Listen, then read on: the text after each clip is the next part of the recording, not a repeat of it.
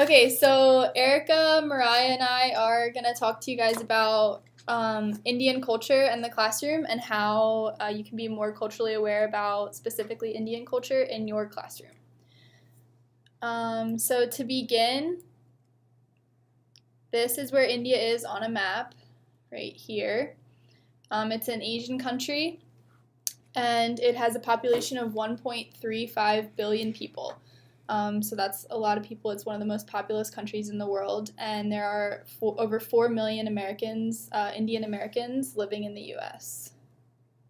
So first we're going to start by talking about the language of India. You can see here the script that they use. So they do use English as a critical language in the country, but it's largely confined to the elite class. And only about 30% of the population speaks English. The primary language is Hindi, with around 422 million speakers, but the country has a diverse language profile, and the Constitution actually recognizes 18 different languages. You can see there some of the other primary languages in the country, and largely their states are drawn along the language lines, and each state has its own historical literature, art, dance, and political system with its own values that has to do a lot with the history of the country. So we're going to focus today on the primary language, which is Hindi. It's also spoken in parts of Nepal and the United Arab Emirates. And there are a lot of commonalities between English and Hindi. They share the same verb tenses, but Hindi often uses present continuous instead of simple present, and also lacks a form of the word do, so oftentimes questions are not asked in the same way as English. So maybe students won't say, "Do you have a pencil?" or something like that, but they'll use intonation to signify questions more so. And they'll also sometimes use questions to make polite requests. Hindi also lacks definite articles and instead replaces them with the number one. This is the script that we showed earlier that is used in Hindi along with the sounds that those letters make. So the nonverbal communication in India differs a little bit. The culture is very high context, meaning that nonverbal communication is important to their communication. A common greeting is the Namaste greeting, which is commonly used in yoga in the U.S., and it's where you're placing your palms together in sort of a prayer sign and bowing your head slightly, accompanied by the word namaste. Men do shake hands in the culture, but women should never initiate handshakes. And there's this thing called the head wobble, which is a common method of nonverbal communication that really depends on the context that it's being used in. It can mean everything from sure to a vigilant yes, and it really takes a lot of contextual understanding to know what that means. So next we're going to focus on space, gesture, and touch, which we talked about a lot in our culture cards project. So first we start with proxemics, and as you can see here, pushing and shoving is the norm in India, especially in crowded places. This can make its way into your classroom, maybe when you're changing settings and students are moving around. The acceptable amount of personal space varies significantly, and it's based on the subcultures, but generally Indians are less conscious of personal space. And then the caste system creates strict division of classes, which is very strict in India, and it's very taboo to have direct contact with the lowest level of the caste system. It's also traditional for women to walk several feet behind their husband. And in kinesthetics, there are a couple things like common symbols that might make their way into your classroom as well, such as moving your hand over your wrist, which is meant to provoke a fight. The suicide gesture is when students throw their hands outwards, which is like throwing someone off a cliff, basically. The traditional namaste gesture, which we talked about before, same with handshakes. They're becoming more common but avoided with women. And typically Indian students eat with their legs crossed on the floor and with their fingers, but never with their left hand, as it's seen as unclean, and you should never give or receive anything with your left hand either. So on this slide, you can see an illustration of the caste system, which we talked about on the previous slide, and we will talk about again in the future because it's such an important part of Indian culture, specifically Hindu culture. And basically, this is an ancient system that dates centuries and centuries back in India, and each member of society is divided into one of these castes at birth. The caste system dictates basically every aspect of religious and social life in Hindu beliefs, and each group occupies a specific place in a complex societal hierarchy. So a lot of times the privileges of society are bestowed on the upper castes, and the lower castes are repressed in society, and untouchables are actually seen as completely removed from the caste system entirely, which can have serious implications in your classroom if students are Hindu and do have a belief in this caste system. Next, we're going to talk about oculasics. Staring is often considered acceptable, and constant eye contact is intrusive. Always smile, agree or disagree, you're just smiling, it doesn't matter what you believe. Whistling is rude, and even the face you make to whistle is considered offensive. Women standing with their hands on their hips is also considered aggressive. In holy places, men and women must sit cross-legged and can't stretch their legs toward their teachers, elders, or altars.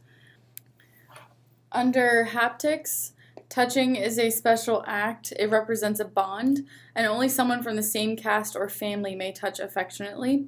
Touching the head of someone is considered an insult, and the head is where a person's soul is. So the red dots on Hindu females who have gone red dots on Hindu females who have gone through some rites of passage. The tarnishing of the soul if you touch someone's head without permission.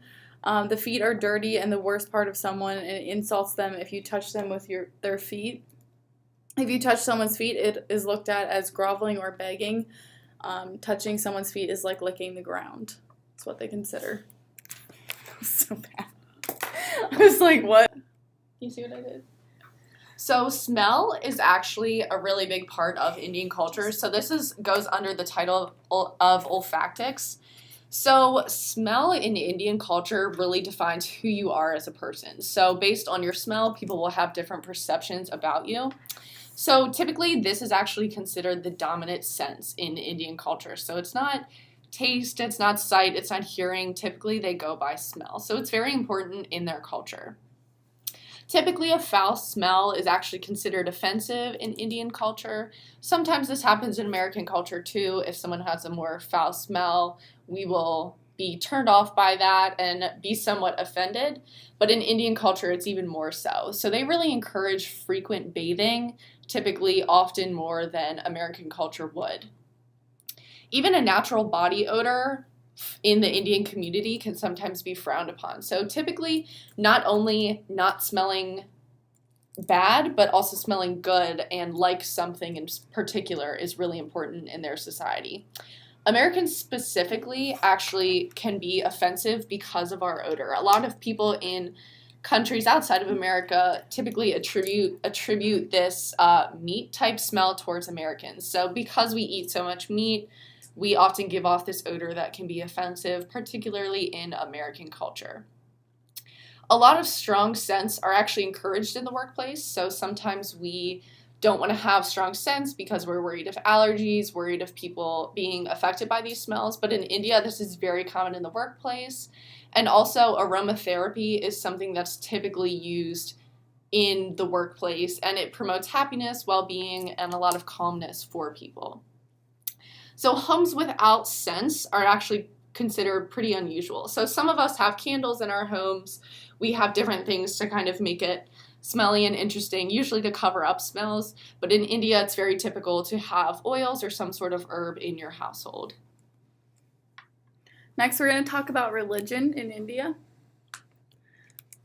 So most Indians classify themselves as Hindu, 82% of the population to be exact. Other Indians identify as Muslim, Christian, or Sikh. Some specific rituals accompany these religions, so it may be especially helpful for an ESL teacher to be aware of their students' religion. ESL teachers of Hindu Indian students may also find that it's helpful to familiarize themselves with the beliefs associated with this religion, especially their belief in reincarnation. The strict caste system of classes may affect the way a student interacts with others in the classroom as well. So moving on to holidays, we have holidays in the US, and just like us, they have holidays in India. So they typically celebrate a wide variety of holidays. Some of them we actually see in American culture, and some are unique to Indian culture. So the most widely celebrated holiday is a Hindu holiday known as Diwali. So this is a big celebration. It typically lasts 5 days, and it celebrates a lot of the gods and goddesses that are worshipped in Indian culture. So families do a lot of things that we would typically see during American holidays. They clean, they display lanterns as sort of decorations and homages to their gods, typically exchange gifts, which we do a lot with our American holidays, and they enjoy large family meals, which is very similar to us. So some holidays that we typically share are Mother's Day, Father's Day, Halloween, and some religious holidays like Easter and Christmas. It's important to note that some Indian people do celebrate Christian holidays. So one thing that's important for teachers to understand is that a lot of these students celebrate holidays that aren't typical to what we usually expect. So it's important for us to acknowledge these holidays to hopefully help make them feel more welcome in our classroom. So this ties into a lot of what we talk about understanding our ESL background in order to make them feel accepted and make their culture celebrated. It's important to understand the basics of these celebrations, when they're celebrated, how long they're celebrated, and what is the social norm in Indian culture for these holidays. So some students participate in different activities that may kind of cloud up their schedule and their work schedule for school. So it's important for us to make accommodations for these students, because we have to remember that American culture is not the right culture. It is just a culture. So we need to make sure that we're accepting everyone and the holidays that they celebrate. So one way we can do this is by researching. So this would help us out a lot of times when we're talking about Indian culture. So researching their holidays and making sure we avoid these dates for tests or quizzes or any big projects that may cause difficulty or extra stress for the students. Sometimes this is difficult. Like some of our holidays, their days change. They're not necessarily one consistent date. So it does take a little extra effort on our end as educators, but ultimately it will make the student feel more comfortable and will hopefully help those who are experiencing culture shock. The next thing we're going to talk about is health in India. So some of the health practices involving in India they have 4 major medical systems and many other herbal treatments. The first system and the oldest is the use of non-invasive herbal treatments. The second system, SIDA, is the close reading of the pulse and is herbal and psychological method. The third medical system, Unani, originates with Muslim travelers and emphasizes holistic diagnosis and treatment. And the final system is centered around scientific medicine and is practiced in hospitals and colleges. The next thing we'll talk about is Pittsburgh and Philadelphia and how the Indian American communities kind of live in this area. So in 1960, only 12,000 Indians lived in the whole United States, which was just 0.5% of the overall immigrant population in our country. And after 1965, Indian immigration really took off as a result of the government removing national quotas and giving an opportunity for more people of diverse backgrounds to come to the U.S. They also created temporary skilled labor programs and permanent employment-based visas, which really enabled the Indian population to take off. Many of these immigrants settled around Philadelphia and Pittsburgh, especially during the struggles of the Y2K bug, which, for those of you who might not know, is when the century was changing from the 1900s to the 2000s, and there was a huge concern about how computers were going to react to this change because a lot of computers weren't programmed to deal with this. And this led to job opportunities in both the medical field and the tech field, which fueled a lot of the Indian migration. And these migrants have obviously made a huge impact on the communities which they have settled in, and they're continually, even today, contributing to the diverse landscape in their communities. So one thing that's really interesting about the Indian community that has settled in the Pittsburgh, Philly area is that they have a really strong educational background. So sometimes we do not usually consider kind of tie this with immigrants, but in the case of Indian immigrants, it's very prominent, a good educational background. So many of them who settled in Pittsburgh or Philly are highly educated. Like we discussed in the last slide, a lot of them came for tech jobs and jobs that involve a lot of skill. A lot of those traveling over here typically come from more upper class families within the caste system.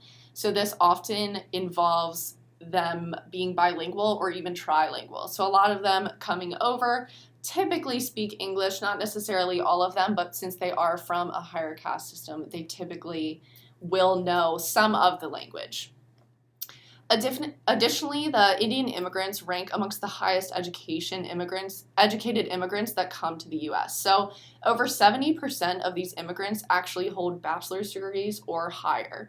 That's even higher than the American population itself. So as you can tell, as we mentioned before, the Indian population is very educated, and education as a whole is really valued within the culture. It's something that's pushed, it's something that's encouraged. So a lot of Indian people coming to the U.S. don't typically struggle with the motivational side of the education system. Usually they have this kind of ingrained in them that education is very valued in their society. So the next thing that we can talk about is classroom impacts. So the emphasis placed on education with Indian culture would likely result in a few barriers to parent participation. So in typical Indian classrooms, the student-to-teacher ratio is much higher than a typical American classroom. And then Indian parents might also not want to question a teacher's authority and would likely refrain from making contact for this reason. So finally, we just have a couple tips that we think are important for you guys to take away from this presentation. So first of all, just making sure that you educate yourself. So like we discussed with the holidays and also with the pushing and the shoving in your classroom, we want to make sure that we as educators understand what a student is coming from. We may typically associate their behaviors with being more odd or weird, but in reality, this may be completely normal in their societies. So it's our job as educators to go home and educate ourselves about this different culture. Additionally, we need to make sure that we're open-minded. So we think we may know something, we think we may understand something, but ultimately it's a student-by-student basis, and we need to make sure that we're open and we are learning from them and their cultural backgrounds. Additionally, we need to recognize our potential bias.